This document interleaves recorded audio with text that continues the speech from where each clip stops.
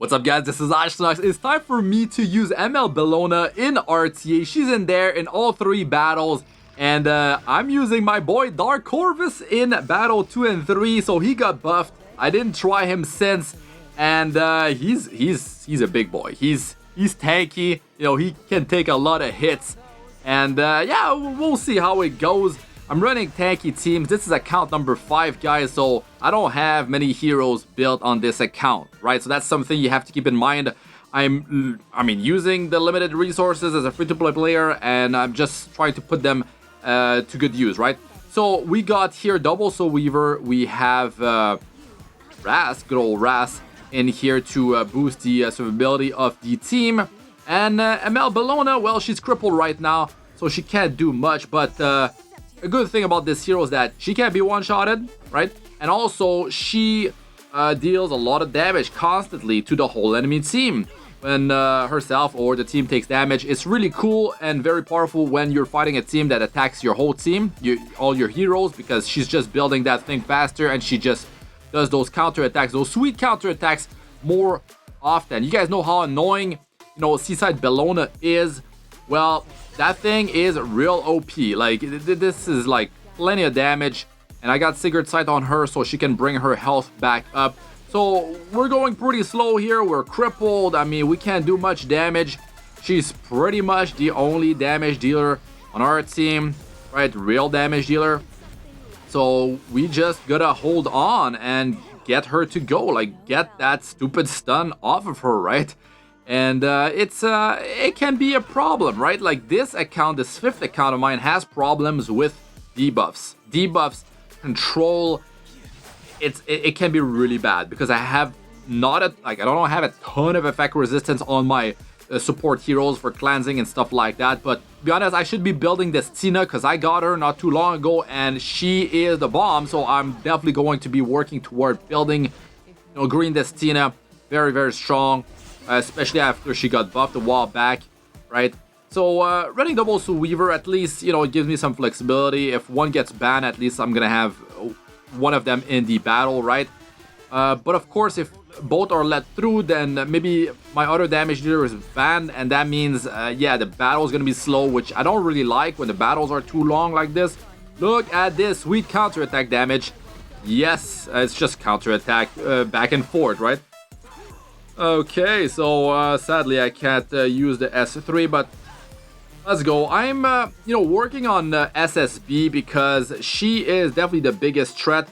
I could have worked on Lua because she's, you know, 5-star. She's very low HP and stuff like that. So I could have definitely worked on her, but she popped her cooldowns already, and SSB, she needs to take damage. So I can take her down, man. She's definitely a big threat. She's very tanky. And now the frontliner is down. Look, like the counter damage is great, man. ML Bellona just doing some big work. Really liking it.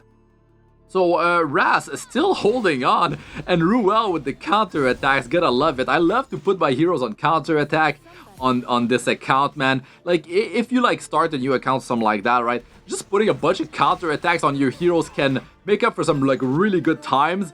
I mean, there's battles where, like, my whole team counterattacks. Like, they're doing an AoE, my whole team counterattacks, and then they just see that happening, and I just would love to see their face, how they're feeling at that very moment. But yeah, let's work on taking out that SSB. It's definitely rough. And that debuff, man, like, dealing damage based on our max health is rough, man. This is a rough debuff to deal with, right? When you're running a tanky team, very healthy, Soul Weavers, I mean, you're a very slow team, let's say. Yeah, that can be problematic when you got that debuff going on. So, we won this one, right? Like, that's a win right there. So, ML Bellona definitely MVP here. And that feels good. I mean, counterattack, I don't know if it was this battle that Ruel counterattacked a bunch of times, but like that allows you to heal, most importantly, deal some damage as well. Her S1 skilled up, deal some okay damage actually. It's pretty decent, but Yeah, Ruel of Light, man. Like, if they can't take her down, if they cannot do extinction on your heroes, she's going to be very dangerous to deal with. Like, she's gonna be able to bring someone back, and when she brings someone back, like, let's say like a Dark Corvus with like 30k HP, well, like that hero is like back to full, right? Like, unless there was some injury inflicted, which is pretty ridiculous. So yeah, I've been trying to bring Dark Corvus in my battles. But as you can see, like the big damage dealers are of course going to be ML Bellona and Senya as well. So here we go with the team-wide AoE attack. Didn't do too much damage. They're fairly tanky here. But yeah, we need to make that happen more often. We need to get the defense buff up. We need Senya to go. She gets a greater attack buff when she uses the skill number 3. Because I got her exclusive equipment for that, so that's pretty nice. Okay, so yeah, we gotta pop her. Like, she could one-shot heroes like later on. It's not something I want. All right, Sormia down feels good. So now we need to worry about, well, the 3 heroes that are left, right? Apocalypse Ravi, like very tanky. She can bring back someone. That ain't good. And then Spectre Tenebria in the shadows. But thankfully we do have area damage. We do have constant counterattacks of ML Bellona. We got Senya, which, you know, it's pretty dangerous amount of damage that they're both able to do. Now, you know, Spectre Tenebria is that, like, she's not going to be triggering counterattacks, and that's definitely an issue, but they don't have healing. That's the thing. Beside Apocalypse Ravi that can just heal herself back when she gets attacked, you know, like, they don't have the sustain, and we are super healthy. So there is that. Like a Dark Corvus here, let's say they're taking out, you know, one of my hero. I got 3 left. Like it's still a lot of threat, a lot of HP that they have to go through. And Dark Corvus, he heals himself back with the skill number 1. Those 100% provoke are really nice, so you need to build effectiveness on him. I built him effect resistance with Strike Gauntlet, so together, all in all, it's a nice amount of effect resistance. I'm going to be able to just like take a bunch of debuffs, or, well, resist the debuffs, hopefully.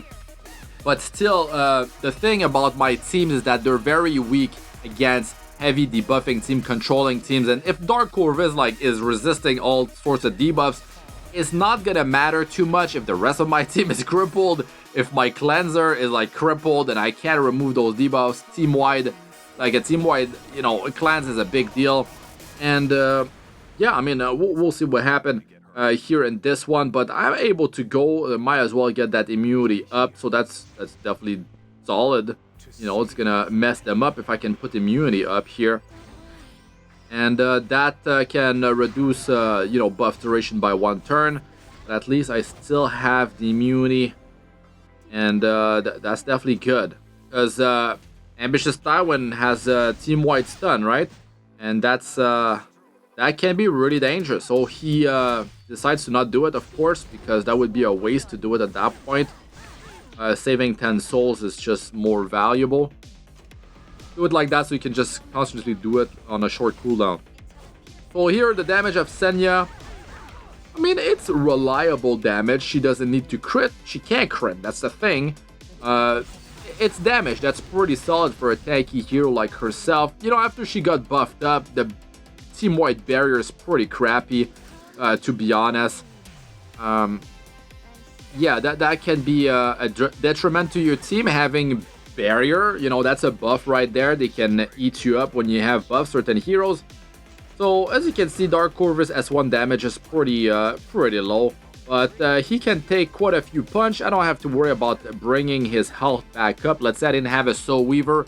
That's a hero I can be sure that the enemy will not be focusing on with single target attacks really up until later on in the battle. So of course, like, the lowering of his cooldown by 2 turn happens when he receives a crit, but if they're not targeting him, they don't have a bunch of AoE attacks, then he's not gonna be able to shine so much. But to be honest, like, if let's say I was in battles against teams that are heavy AoE teams that keep attacking my whole team, well, you got in there, like, let's say ML Bellona and Corvus, you know, Dark Corvus together, it's a great combo versus a team that keeps attacking you, because you're just gonna be able to start using S3 with DC, He penetrates defense as well with the skill number 3. He's immune to stun with the passive. So, I mean, I'd like to hear what you guys think about all that in the comment section. I definitely want to showcase him more in depth where I actually use his skill number 3.